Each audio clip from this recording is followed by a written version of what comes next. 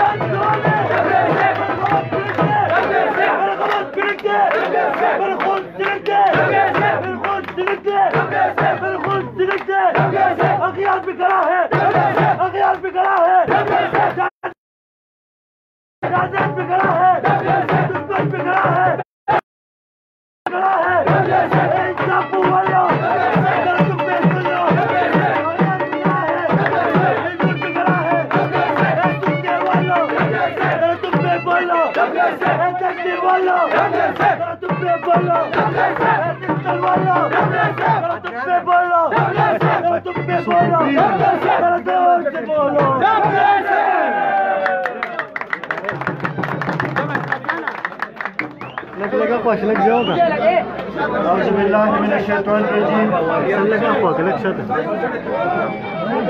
بسم الله الرحمن الرحيم. صدر جلسہ د قومی وطن پارٹی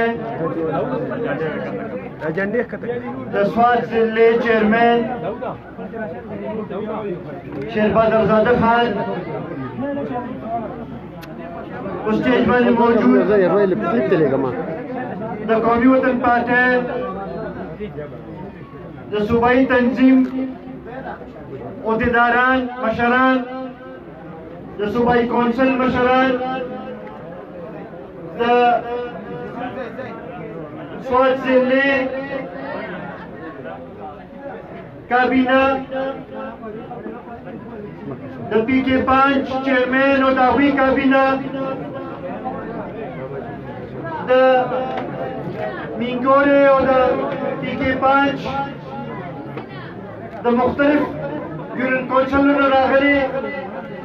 د پارټۍ کارکونانو د پارټۍ مشرانو د ډبلیو ایس ایف او د ډبلیو واي او ملګرو وروڼو السلام علیکم. زه ټولو کې اول خو د خپل نښه او د قومي وطن پارټۍ د ټولو کارکونانو له نښه هغه عزتمن مشران چې کوم نن له عوامي نشل پارټۍ نه د مسلم لیگ نواز نه د پی ټی آی نه او بیا خصوصا د اف سی ګروپ چې کوم ځوانان دي د هغوی مشکور یم چې هغوی نن په قومي وطن پارټۍ کې شمولیت اختیار کړو. زه ورته د خپل نښه او د قومي وطن پارټۍ د ټولو کارکونانو د نښه هرکلی وایم او دا یقینداني ورکوم چې تاسو یو صحیح فیصله کړې ده انشاءالله.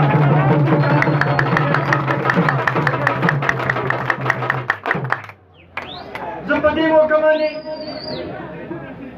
د یو کامیاب پروګرام په انعقاد باندې د پی کے 5 تنظیم ته او د ضلع تنظیم ته مبارکي ورکوم. ډېرې مودې پسته په مینګوره کې یو ډېر ښه پروګرام وشو او ډېر کامیاب پروګرام وشو. په دې کې چې کوم ګڼ تعداد کې خلک موږ سره شامل شو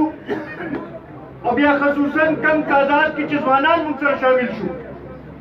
دې نه دا پته لګي چې د خلکو سترګې چې دي هغه د جناب آفتاب احمد خان شیرپور اړخته دي د ملي رهبر اړخته دي او انشاءالله قومي وطن پارټي به د پښتون قام چې دي مسایل حل کوي.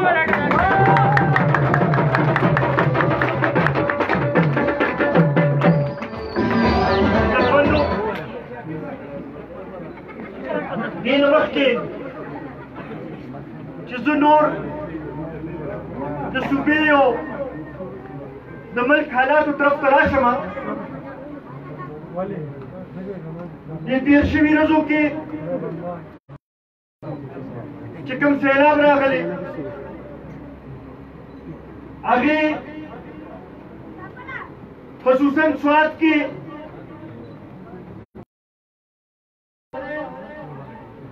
مدین او دغه شانتې په ملکن ډیویژن کې په دیر کې په چترال کې مختلف ځایونو کې نقصانات کړي په هزاره ډیویژن کې نقصانات کړي موږ چې هغې کې کم کسان وفات شوي دي د هغوی خاندانونو سره اظهار تعزیت هم کوو د کومو خلکو کورونه چې وران شوي دي نقصانات یې شوي دي هغوی سره هم د همدردۍ اظهار کوو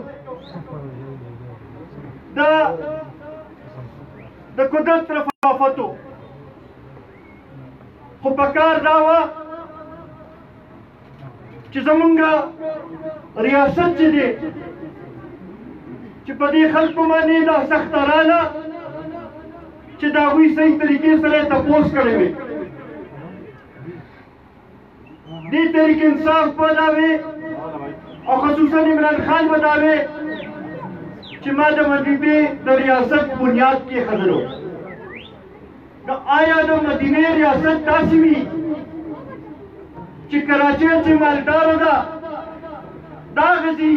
په نقصاناتو مونږ خبر یو د پنجاب په نقصاناتو مونږ خبر یو سند کې چې کوم نقصانات شوي دي د هغې هم خبر یو خو آیا دا د ریاست ذمواري نه جوړېده چې د کراچۍ لپاره خو 1100 اربه روپو پیکیج اناونس کېږي او زمونږ د سوات د دیر د چترال د هزارې خلکو لپاره چې دی دومره وخت نشته چې وزیر اعظم صاحب راغلی وي او کم از کم د دې جایزه یې اخیستلې وي د دې خلکو په دې زخمونو باندې مرهم ایښی وي د دې په سرونو باندې لاس ایښی وي آیا دا هم زموږ کوم هم حق نه جوړېدو بیا زه د خپل صوبایي حکومت هم په دې کې ګیله منې وه زموږ وزیر اعلی صاحب چې دې ضلعې سره تعلق هم ساتي زموږ خو دا تمه وه چې څنګه چې هغه د دې سیلاب اورېدلي وو پکار یې چې هماغه وخت فوراً دلته کې رارسېدلی وي او د دې د کم خلکو مشکلاتو په هغې کې د کمې راوستلو لپاره اقدامات هم جاري کړي وي او د هغې باندې عملي کار شروع شوي وي 15 شپږ ورځو پس ته چې وزیر اعلی صاحب راغی نو وایي چې یاره ما ته د نور لیډران چل نه ښیي ما ته چل راځي نور ته دا غواړمه چې پکار دی چې تا خو د شرم نه دغه کړي وي چې تا ته چې نورو لیډرانو صاحبانو دې طرف ته ستا توجه یې راوګرځوله نو هغې نه پس ته ته رالي او دلته کې وګرځېدې او د هغې نه پس ته هم چې دی څه قسمه امدادي کاروایي شروع شوه دغه شانتې وروڼو دا یو ډېره عجیبه خبره ده چې وزیر اعلی صاحب کله راغی نو د دې خلکو باندې یو ډېر لوی افت تېر شو دا د هغوی بنیادي حق و چې هغوی خپل اواز حاکم وخت ته رسولی وي خپل درد یې حاکم وخت ته رسولی وي که هغه د احتجاج په شکل کې و که هغه د هر قسمه شکل کې و چې د قوم مشري سړی کوي نو په هغې کې به ډېر څه سړی تېروي خو دا د ډېر افسوس خبره ده چې په هغه وخت کې په هغه غریبانانو چې صرف د خپل هغه مصیبت چې دی د هغې هغه فریاد یې کول غوښتلو هغې کې په هغوی باندې اف آی آر څه شو مونږ د دې خبرې چې دی مذمت هم کوو او دا مطالبه کوو چې دا اف آی آر دی فوراً واپس کړی شي که دا واپس مونږ به دلته راځو دلته کې به دھرنه ورکوو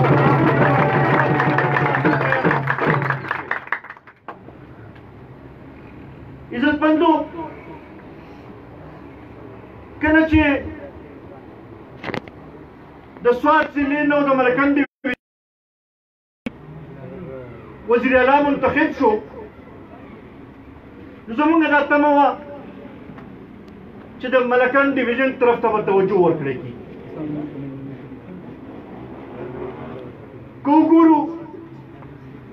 د صوبې یو لحاظ سره ټول حکومت چې دی هغه د سوات سره دی. بیا د سوات سره تعلق لرونکي په وفاقي کابینه کې منسټران ناست دي. موږ په دې خوشحاله وو چې د ملکنډ ډیویژن طرف ته توجه ورکړی شي. خو د ډېر افسوس سره وایم چې باوجود د دې چې په صوبې کې ښه پوره نمایندګي ده، په مرکز کې پوره نمایندګي ده، باوجود چې په سی پیک کې د ملکنډ ډیویژن کم روټو د چترال او د دیل نه چې هغې سی پیک سره دا ملکنډ ډیویژن به تړلو، هغه روټ چې دی هغه واپس شو. نه زمونږ صوبایي حکومت په احتجاج وکړو، نه زمونږ مرکزي حکومت په څه تپوس وکړو. دا د ډېر افسوس او د شرم مکان دی چې د دې طرف ته توجه هغه لحاظ سره ونه کړی شوه. مونږ دا مطالبه کوو چې دوباره دې دا کیس ټیک اپ کړی شي او ملکنډ ډیویژن چې دی هغه د سی پیک سره دې وتړلی شي چې د ریزي خلکو ته د هغې ثمرات ورسي، د ریزي خلکو ته د هغې فایده ورسي. دغې سره سره پي ټي آی خو ډېرې وعدې کړي دي، خصوصا د ځوانانو سره ډېرې وعدې کړې وې، د کروڑونو کروڑ کړې وې، د نوي نظام راوستلو خبرې کړې وې، نوي پاکستان جوړولو خبرې کړې وې. هغه خو په خپل ځای خو چونکې سوات کې ولاړ یو، د دې ځي وزیر اعلان دی، نو دا یو وعده مو ته را یادو چې دا پر سوات ډسټرکټ دوی اعلان هم کړی و، دلته جلسې هم پرې کړې وې او تېر وزیر اعلی دا ویلي و چې یاره د دې ځي ایم پي ګان دی کیني خپله کې او د دې فیصله دې وکړي. نن پورې په هغې باندې عمل نه دی شوی. دا ډېر د افسوس خبره ده. مونږ اوس هم دا مطالبه کوو چې ضبط زره دی دا پر سوات ډسټرکټ چې دی د هغې عملي کړی شي. که دوی نه شي کولی نو بیا ورته مونږ دا ویل غواړو چې ملي رهبر جناب استاد احمد خان شیرپو د مټي سب ډیویژن هم جوړ کړی و. انشاءالله دا اپر سوات ډسټرکټ چې دی دا به هغه به جوړوي به. عزتمندو په دې 2 کالو کې د خلکو د تحریک انصاف نه ډېرې تمې وې. حکومت چې دوی ته هر قسمه طریقې سره میلاو شو په خپل ځای، خو دوی قوم سره ډېرې وعدې کړې وې او ډېرې تمې ورکړې وې. نن کاله پس ته که موږ وګورو نو په هغې یوې وعدې باندې عمل نه دی شوی، بلکې زه به دا ووایم چې یو لحاظ سره نن نه 2.5 کاله مخکې چې کوم پاکستان و د هغې نه خراب صورتحال کې نن موږ ولاړ.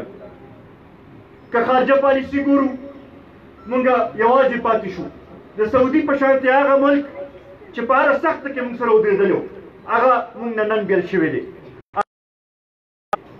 دغه شانتې داخله پالیسي چې ده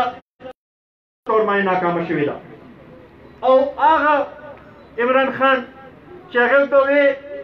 چې دا تېرو کمرانان چې دي قرضې صرف دې لپاره اخلي چې دوی کرپشن وکړي او ما که قرضه واخیستله زه به د هغې نه مخکې خودکشي کوم. IMF ته به زه نه ځم. نن د ټول ملک د معاشي پالیسي چې ده هغه IMF ته حواله کړې ده. په دې 2.5 کاله کې 11,000 اربه روپۍ قرضه واخیستلې شوه، خو موږ دا ونه کتل چې هغه خودکشي هغه کس کړی وي چې چا دا اعلان کړی و. موږ ته دا تپوس کوو چې موږ ته خو اوسه پورې دا ښکاره نه شو چې دا 11,000 اربه روپۍ کوم ځای کې ولګېدلې. نن نه مخکې به تا تپوس کوو چې یاره دا حکمرانان پیسې اخلي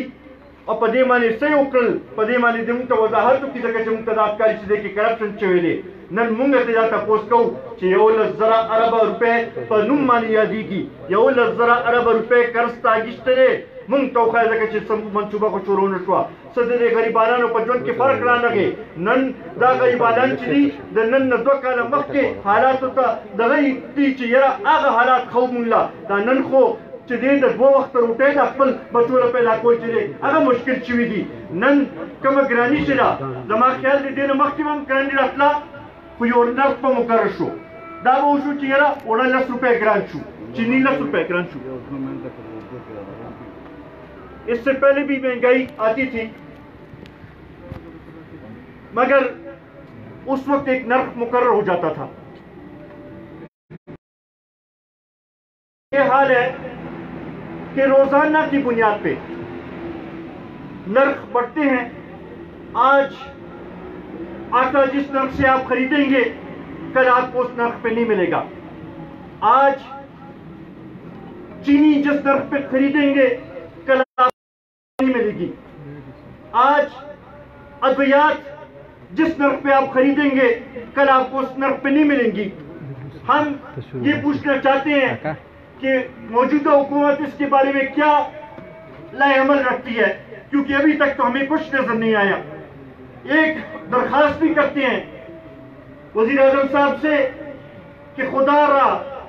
और नोटिस मत लें, क्योंकि जिस दिन आप जिस चीज का नोटिस लेते हैं दूसरे दिन वो गरीब की इस्तेदाद से निकल जाता है। वो इसको उसको हवा के पर लग जाते हैं, वो इतना महंगा हो जाता है कि वो गरीब जो है वो फिर कम से कम नहीं खरीद सकता। तो हम आपसे ये इस्तदा करते हैं कि नोटिस ना लें, हमें बताएं अपनी कारकर्दगी आप किस तरीके से इन गरीबों की मदद करेंगे, इनके मसाइल हल करेंगे। दोस्तों भाइयों, मैं ये समझता हूं कि इससे नाकाम तरीन हुकूमत इससे पहले कभी नहीं आई, और यही वजह है कि अब लोग इनसे मायूस हो चुके हैं और लोग ये समझते हैं कि ये हुकूमत जिस तरीके से भी आई है वो हमारे मसाइल नहीं हल कर सकती।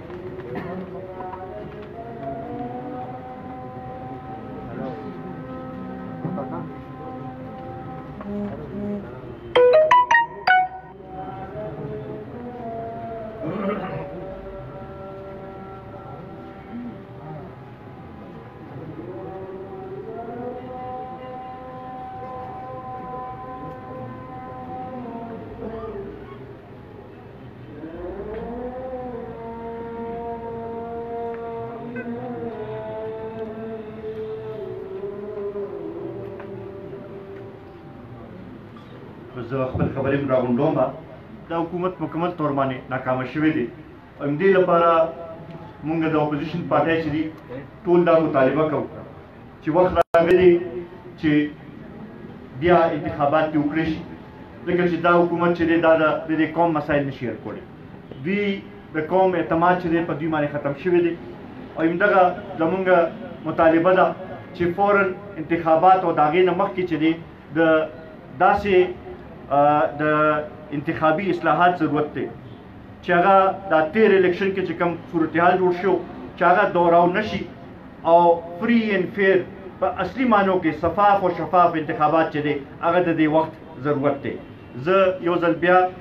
द आगे मरगरू चालन मुंग सर शमूलियत इख्तियार को तावील ज़्यादा मशकूर मा خصوصا د اف سی ګروپ چې دی د هغوی ډېر زیات مشکور یم چې کم جوش او جذبې سره هغوی رالل په کم تعداد کې ګڼ تعداد کې هغوی رالل کم عزت او مینه هغوی موږ له راکړه موږ د هغوی ډېر زیات مشکور یو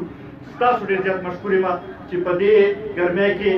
تاسې لږ تنګ وخت کې دلته کې تاسو راغونډ شوئ په دومره ګڼ تعداد کې موږ هم دا عزت راکړو موږ کم استقبال چې تاسو وکړو ستاسو دا مینه ستاسو دا اخلاص چې دا به همیشه همیشه یاد ساتمه چوکت لا بالې لا خصوصي مبارکي ورکوم د اودوم مبارکي ورکوم د زبردست پروګرام کولو مبارکي ورکوم د ضلعي عہدیدارانو لم شاباشي ورکوم مبارکي ورکوم او ته وایم شیربادر زاده خان د نورو خلکو پسې ډنډه راواله هغوی نه هم کار واخله څنګه چې دلته کې پي کې پنج کې کار نورو خلکو کې دغه شانې کار شروع شي د مینګورې سره د سوات سره زموږ یو خپله مینه ده دا نن نه ده دا د شهید وطن حیات محمد خان چیرپو د وخت نه ده هغه وخت نه د دې چې خلکو هم چې دی زموږ خاندان سره مینه ده انشاءالله دا مینه به نور هم مضبوطه وبه بار بار به راځو ستاسو د مسایلو د حل لپاره ستاسو د خدمت لپاره به دلته کې ناست به یو ستاسو مسایل به حل کوو به ډېره مهرباني السلام علیکم